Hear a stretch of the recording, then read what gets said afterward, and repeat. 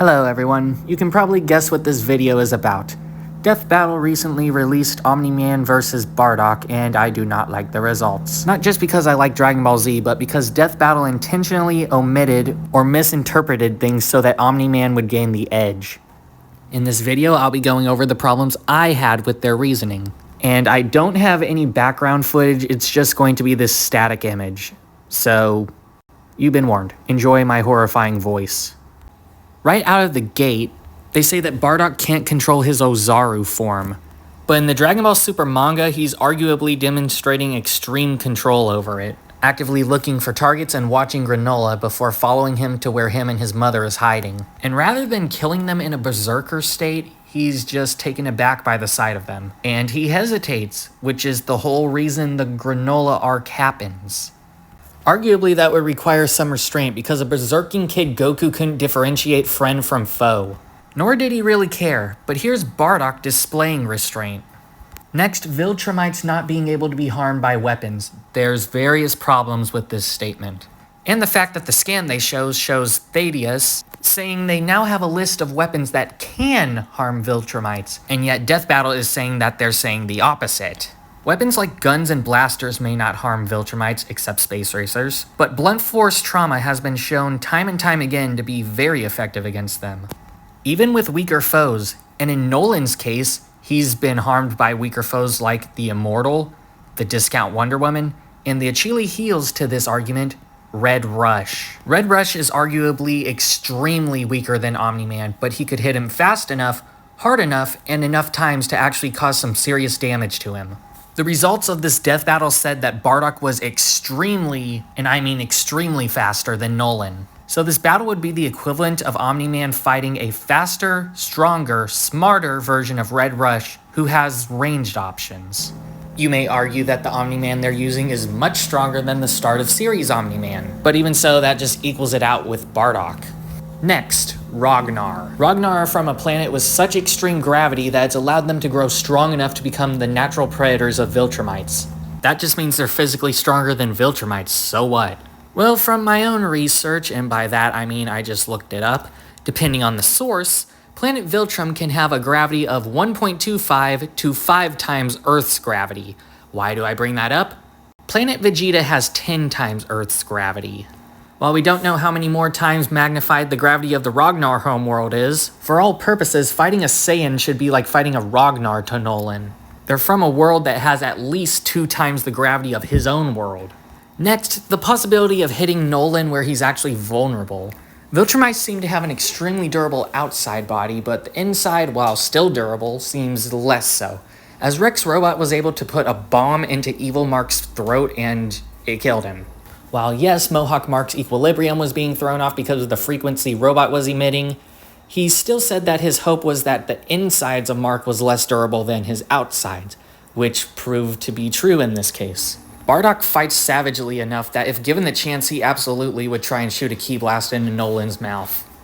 Speaking of, extreme heat is also a vulnerability of Omni-Man, with the surface of the sun being hot enough to begin melting even the strongest of Viltrumite's skin. Case in point, Thrag and Mark. It's not at all out of the range of possibilities that Ki Blast, especially from planet busters like Bardock, who scales to King Vegeta, would be able to reach these temperatures, especially when Bardock's attacks literally cook people alive. You know the first person he killed on screen? Yeah, he kinda set him on fire. And with Bardock being faster than Nolan by this episode's own logic, he absolutely would be getting hits with the Ki Blast and stamina. While Nolan can fight for much longer than Bardock, I doubt this fight is going to last more than a day, so stamina really doesn't even matter in this fight. But there's also a catch with this one too. Saiyans have Zenkai boosts, where the longer they fight, or the closer that they come to death and recover from, they get a significant power boost. When Bardock fought Gas in the Super manga, he fought him for so long that he actually got a power boost. And this wasn't because he got healed either, he just got it in the fight, so it's not really even a Zenkai boost by the definition of Zenkai boost within Dragon Ball. He just said that he pushed past his limits and it made him stronger. Previously, Bardock was horribly losing this fight with absolutely no chance of winning, and after just one boost from this, he immediately turned the fight on Gas and won. Assuming that Dragon Ball Super Bardock is around the same level as his Father of Goku version, which he should be because I'm pretty sure Gas compares him to King Vegeta anyways, Gas should be around Dodoria's level to be able to beat up Bardock this bad, and Bardock was able to overpower him after just one boost, as mentioned before. Apparently this Pseudo Zenkai boost was equal to his Ozaru multiplier, so we could just give him a 10 times boost for that.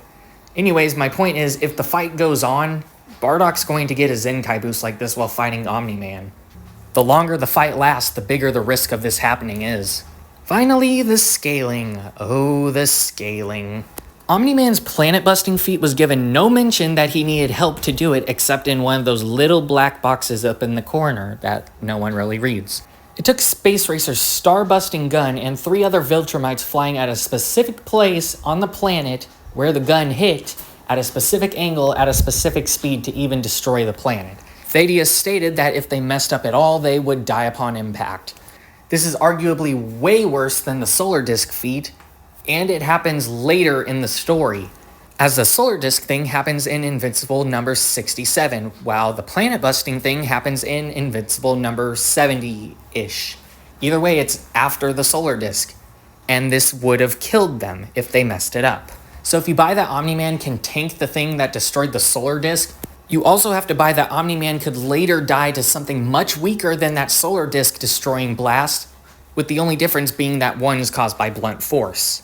There's also been an argument that just dragging Bardock into space would be an insta-win for Omni-Man because he can't breathe in there. But since filler is on the table, I'm gonna address that too. Vegeta trained on a meteor with no air.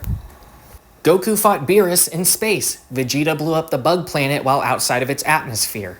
Every single iteration of Bardock has fought Frieza in space outside of the atmosphere of planet Vegeta. While Saiyans definitely can't breathe or survive in space, he's definitely not going to instantly die the second he gets up there. And some bonus things that aren't quite as concrete, but I'm going to mention them anyways. Apparently Super Saiyan Bardock is on the same level as base form Frieza, who could destroy planet Vegeta, a planet with 10 times Earth's mass, with just a finger and no effort. Speaking of which, King Vegeta could destroy 3 planets with a wave of his hand and no effort. And as mentioned before, Bardock has been directly compared to King Vegeta. Finally, Toyotaro stated that Gas was on the same level as the Ginyu Force, if not stronger, before he made the wish to become the strongest. So even if we argue that Gas was weaker when he fought Bardock, he'd still be around Dodoria's level for the reasons I mentioned before. Which would mean that Bardock should now have a higher power level and better multiplier from fighting Gas. And these are just the things that I've found wrong with it. Other people have said that they've even gotten their math wrong with the Solar Disc thing. I don't know astrophysics though, so I can't check the formula or the math. That's all. Thanks for watching and share your thoughts. Bye.